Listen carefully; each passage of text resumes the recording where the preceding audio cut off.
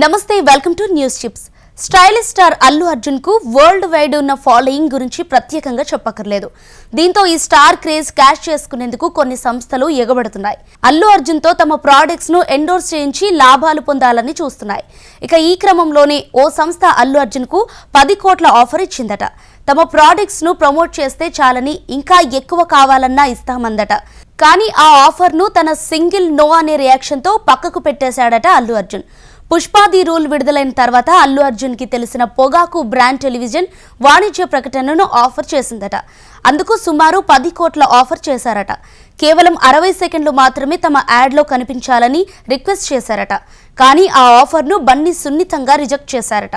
మద్యం, పొగాకు వంటి ఉత్పత్తులను ప్రమోట్ చేస్తూ ప్రకటనలో నటిస్తే తన అభిమానులను చెడును వ్యాప్తి చేసినట్లు అవుతుందని అన్నారట.